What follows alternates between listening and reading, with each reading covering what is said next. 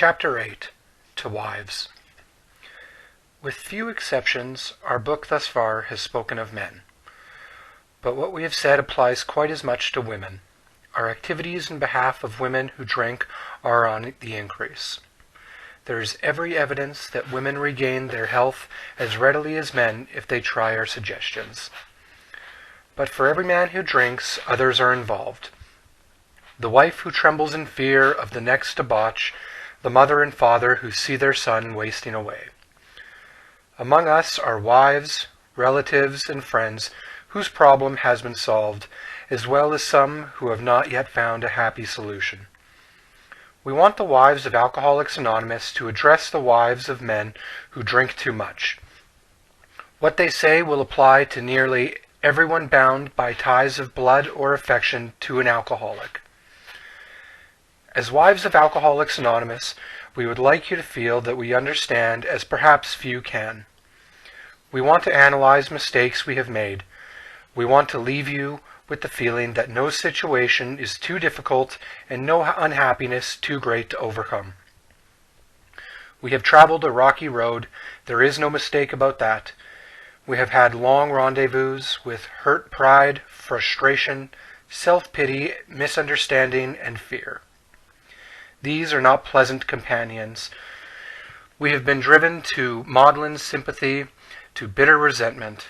Some of us veered from extreme to extreme, ever hoping that one day our loved ones would be themselves once more. Our loyalty and the desire that our husbands hold up their heads and be like other men have begotten all sorts of predicaments. We have been unselfish and self-sacrificing. We have told innumerable lies to protect our pride and our husbands' reputations. We have prayed, we have begged, we have been patient. We have struck out viciously, we have run away, we have been hysterical, we have been terror-stricken. We have sought sympathy, we have had retaliatory love affairs with other men. Our homes have been battlegrounds many an evening. In the morning we have kissed and made up. Our friends have counseled chucking the men, and we have done so with finality, only to be back in a little while, hoping, always hoping. Our men have sworn great solemn oaths that they were through drinking forever. We have believed them when no one else could or would. Then, in days, weeks, or months, a fresh outburst. We seldom had friends at our homes, never knowing how or when the men of the house would appear. We could make few social engagements.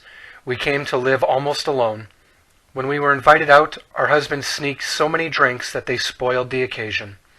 If, on the other hand, they took nothing, their self-pity made them killjoys. There was never financial security. Positions were always in jeopardy or gone. An armored car could not have brought the pay envelopes home. The checking account melted like snow in June. Sometimes there were other women. How heartbreaking was this discovery, how cruel to be told they understood our men as we did not. The bill collectors, the sheriffs, the angry taxi drivers, the policemen, the bums, the pals, and even the ladies they sometimes brought home. Our husbands thought we were so inhospitable. Joy killer, nag, wet blanket. That's what they said. Next day, they would be themselves again, and we would forgive and try to forget. We have tried to hold the love of our children for their father. We have told small tots that father was sick, which was much nearer to the truth than we realized. They struck the children, kicked out door panels, smashed treasured crockery, and ripped the keys out of pianos. In the midst of such pandemonium, they may have rushed out threatening to live with the other woman forever. In desperation, we have even got tight ourselves, the drunk to end all drunks. The unexpected result was that our husbands seemed to like it. Perhaps at this point we got a divorce and took the children home to father and mother. When we were severely criticized by our husband's parents for desertion, usually we did not leave. We stayed on and on. We finally sought employment ourselves as destitution faced us and our families. We began to ask medical advice as the sprees got closer together. The alarming physical and mental symptoms, the deepening pall of remorse, depression, and inferiority that settled down on our loved ones. These things terrified and distracted us. As animals on a treadmill, we have patiently and wearily climbed, falling back in exhaustion after each futile attempt to reach solid ground. Most of us have entered the final stage with its commitment to health resorts, sanitariums, hospitals, and jails. Sometimes there was screaming delirium and insanity. Death was often near. Under these conditions, we naturally made mistakes. Some of them rose out of ignorance of alcoholism. Sometimes we sensed dimly that we were dealing with sick men. Had we fully understood the nature of the alcoholic illness, we might have behaved differently. How could men who loved their wives and children be so unthinking, so callous, so cruel? There could be no love in such persons, we thought.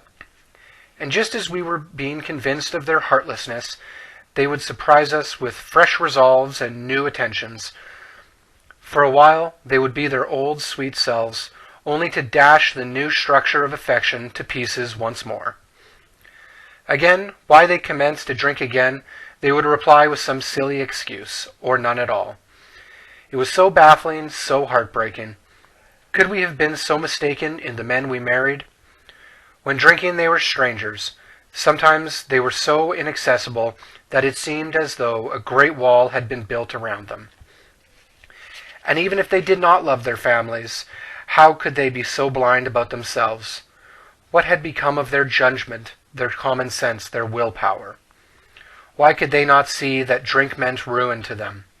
Why was it, when these dangers were pointed out, that they agreed and then got drunk again immediately? Those are some of the questions which race through the mind of every woman who has an alcoholic husband. We hope this book has answered some of them. Perhaps your husband has been living in that strange world of alcoholism where everything is distorted and exaggerated. You can see that he really does love you with his better self. Of course, there is such a thing as incompatibility, but in nearly every instance, the alcoholic only seems to be unloving and inconsiderate. It is usually because he is warped and sickened that he says and does these appalling things. Today, most of our men are better husbands and fathers than ever before. Try not to condemn your alcoholic husband no matter what he says or does. He is just another very sick, unreasonable person. Treat him when you can as though he had pneumonia. When he angers you, remember that he is very ill. There is an important exception to the foregoing.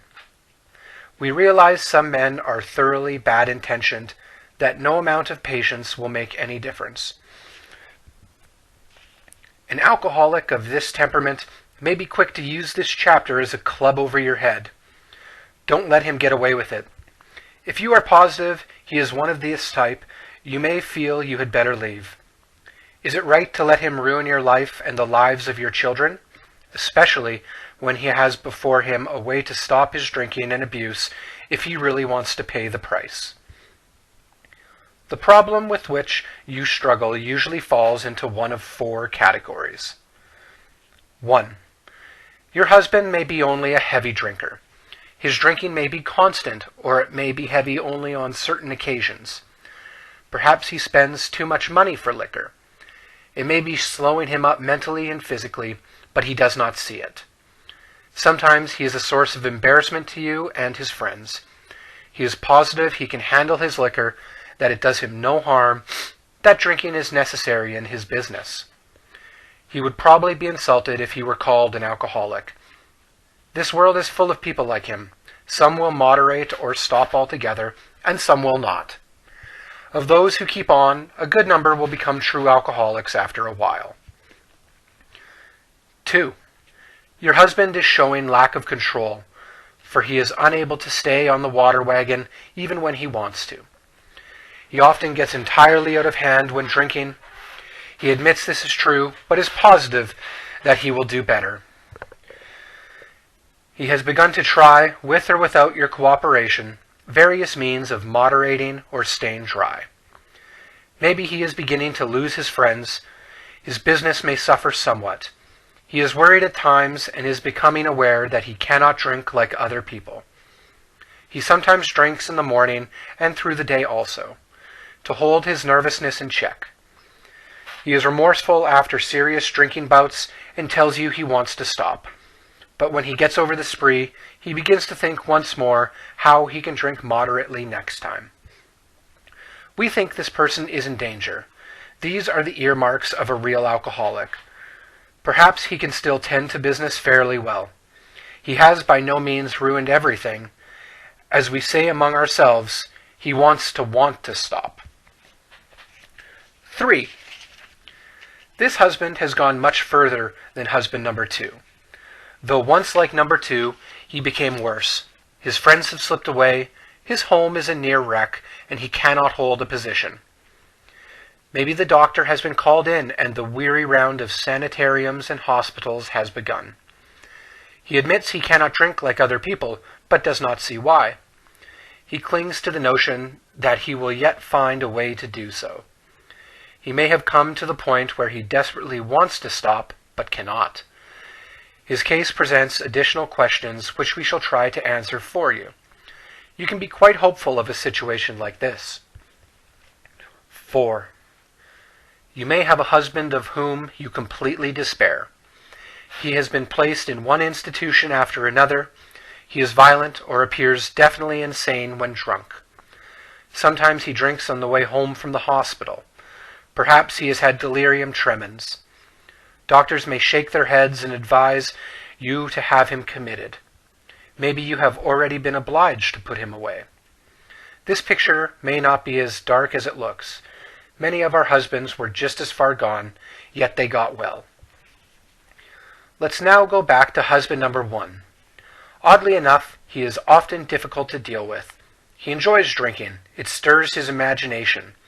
His friends feel closer over a highball. Perhaps you enjoy drinking with him yourself when he doesn't go too far. You have passed happy evenings together, chatting and drinking before your fire. Perhaps you both like parties, which would be dull without liquor. We have enjoyed such evenings ourselves. We had a good time. We know all about liquor as a social lubricant. Some, but not all of us, think it has its advantages when reasonably used. The first principle of success is that you should never be angry. Even though your husband becomes unbearable and you have to leave him temporarily, you should, if you can, go without the rancor. Patience and good temper are most necessary. Our next thought is that you should never tell him what he must do about his drinking. If he gets the idea that you are a nag or a killjoy, your chance of accomplishing anything useful may be 0. He will use that as an excuse to drink more. He will tell you he is misunderstood. This may lead to lonely evenings for you. He may seek someone else to console him, not always another man. Be determined that your husband's drinking is not going to spoil your relations with your children or your friends. They need your companionship and your help. It is possible to have a full and useful life, though your husband continues to drink. We know women who are unafraid, even happy under these conditions. Do not set your heart on reforming your husband. You may be unable to do so, no matter how hard you try. We know these suggestions are sometimes difficult to follow, but you will save many a heartbreak if you can succeed in observing them. Your husband may come to appreciate your reasonableness and patience. This may lay the groundwork for a friendly talk about his alcoholic problem.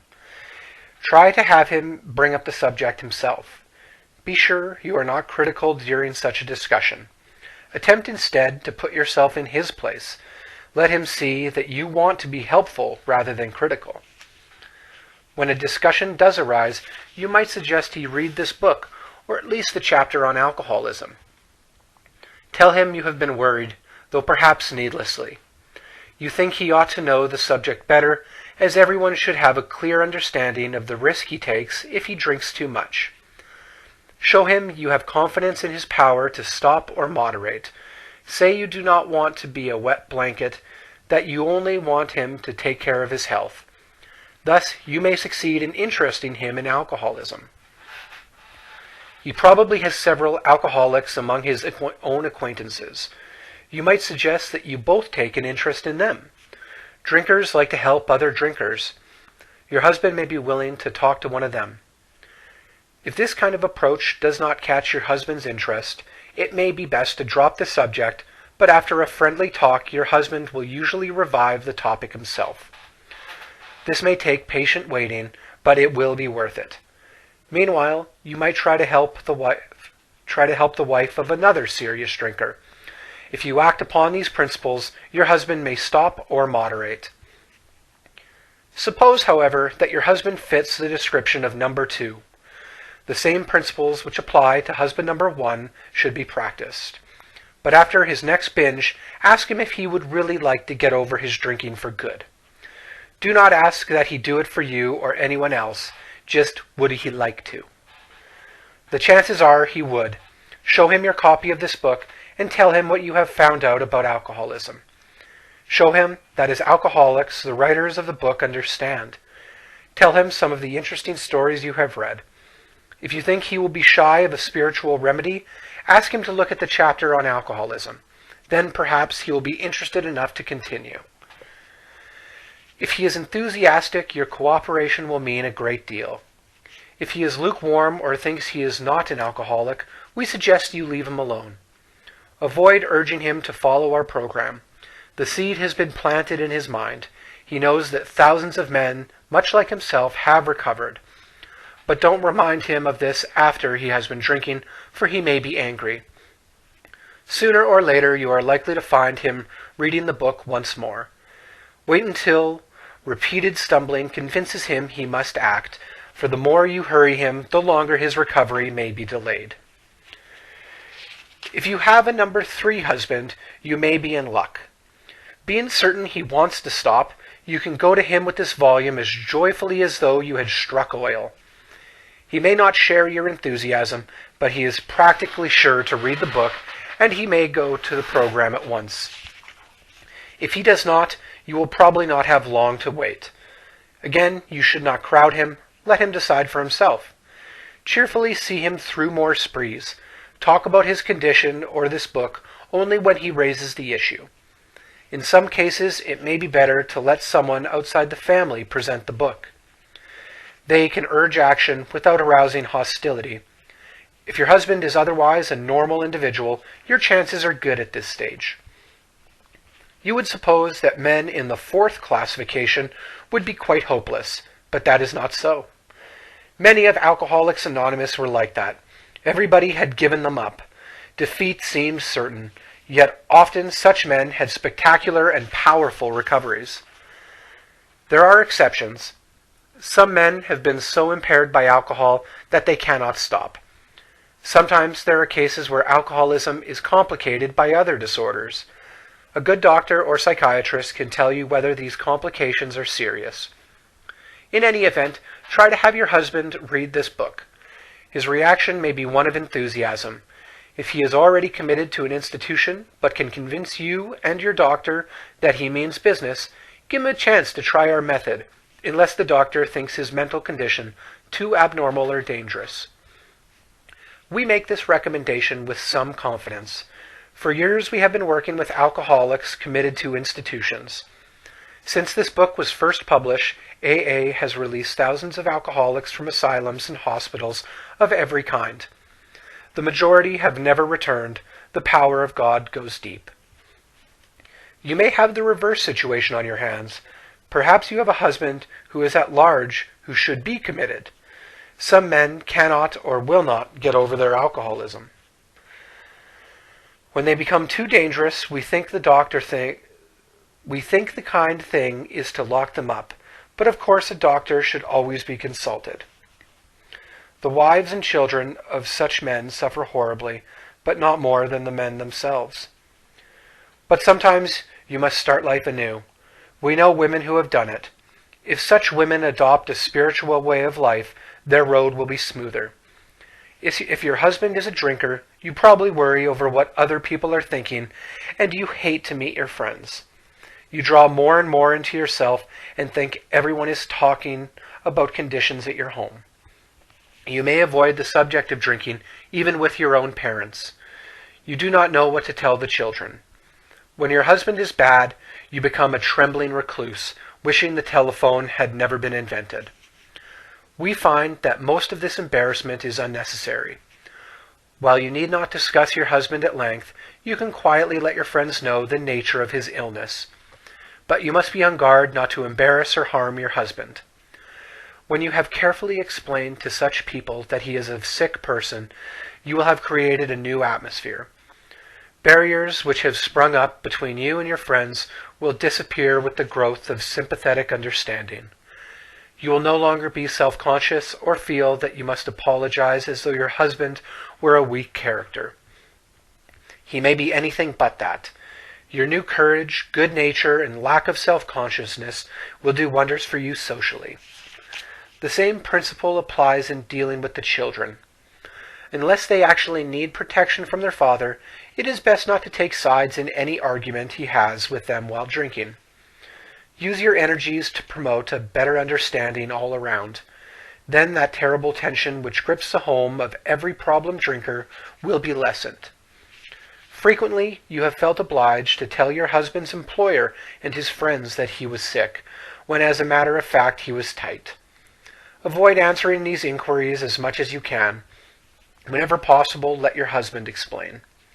Your desire to protect him should not cause you to lie to people when they have a right to know where he is and what he is doing. Discuss this with him when he is sober and in good spirits.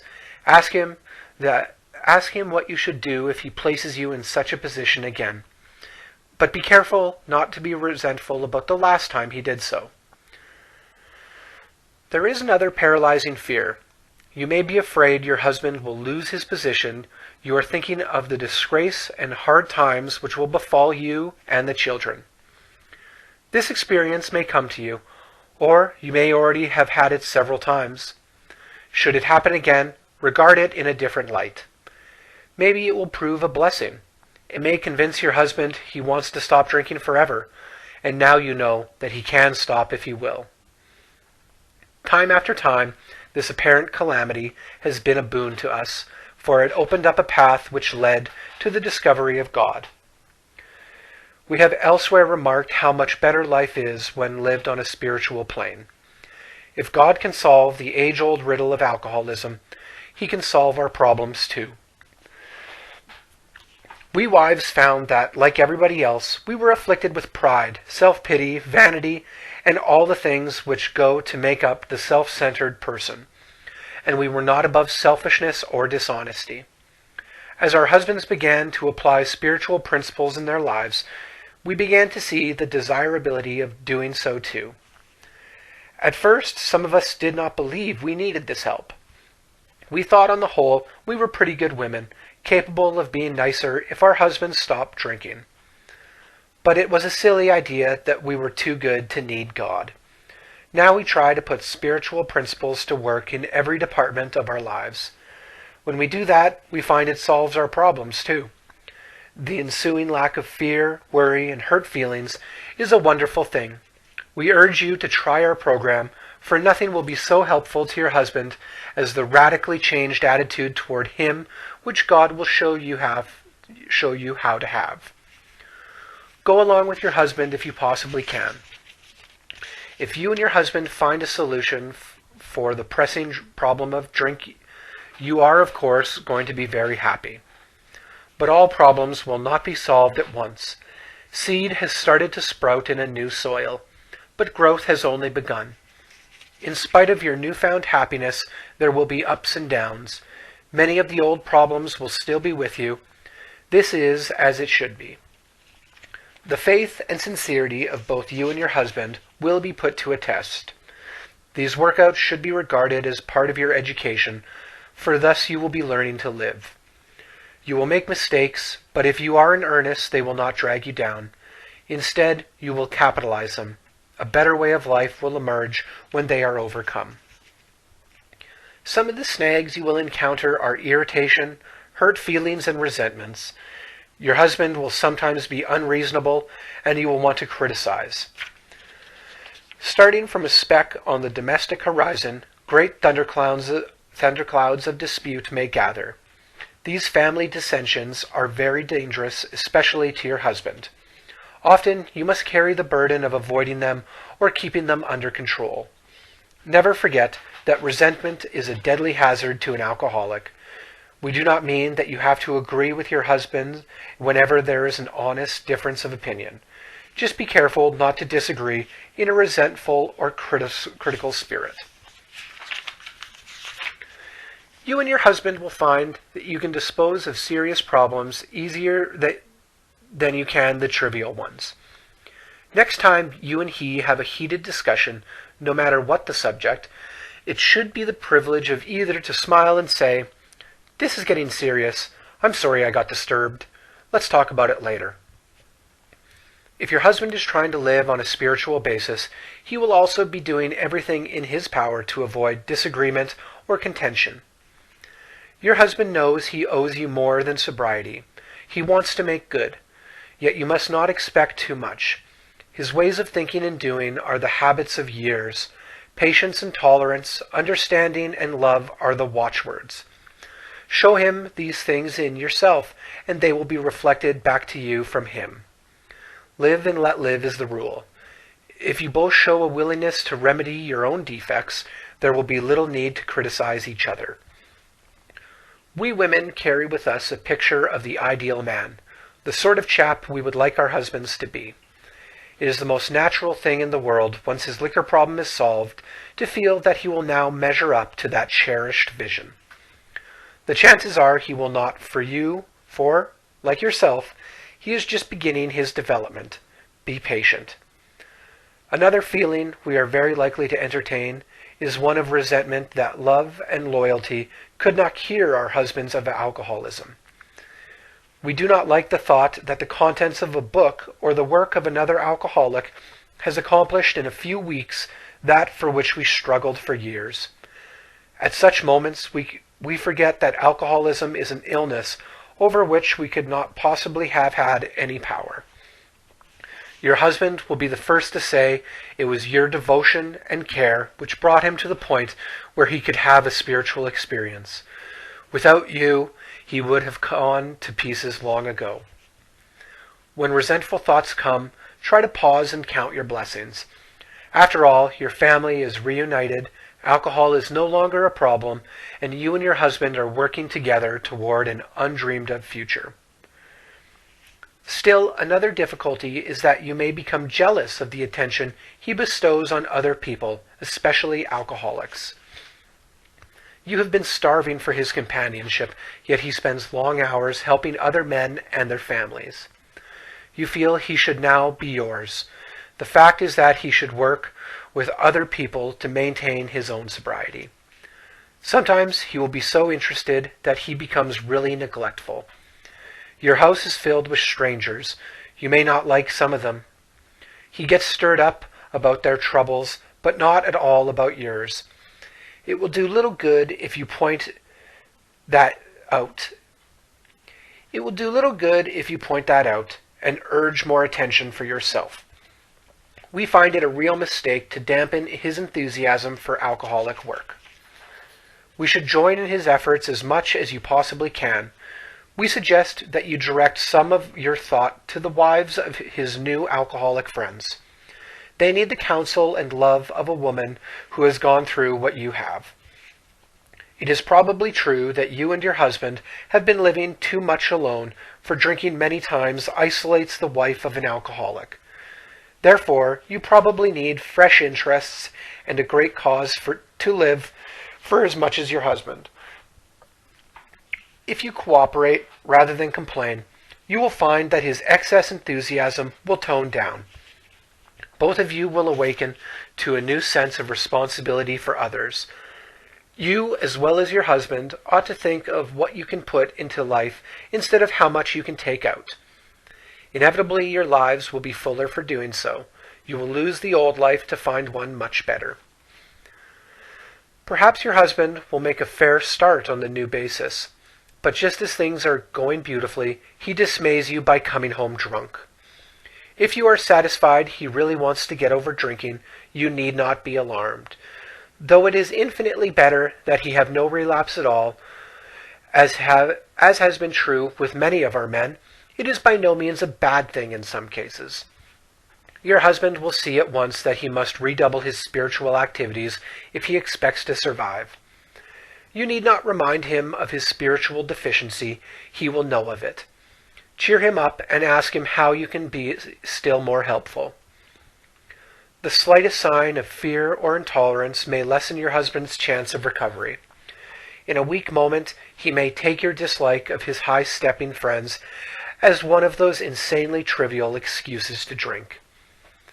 We never try to arrange a man's life so as to shield him from temptation. The slightest disposition on your part to guide his appointments or his affairs so he will not be tempted will be noticed. Make him feel absolutely free to come and go as he likes. This is important. If he gets drunk, don't blame yourself. God has either removed your husband's liquor problem or he has not. If not, it had better be found out right away. Then you and your husband can get right down to fundamentals. If a repetition is to be prevented, place the problem, along with everything else, in God's hands. We realize that we have been giving you much direction and advice. We may have seemed to lecture. If that is so, we are sorry, for we ourselves don't always care. If that is so, we are sorry, for we ourselves don't always care for people who lecture us. But what we have related is based upon experience, some of it painful. We had to learn these things the hard way. That is why we are anxious that you understand and that you avoid these unnecessary difficulties. So to you out there who may soon be with us, we say good luck and God bless.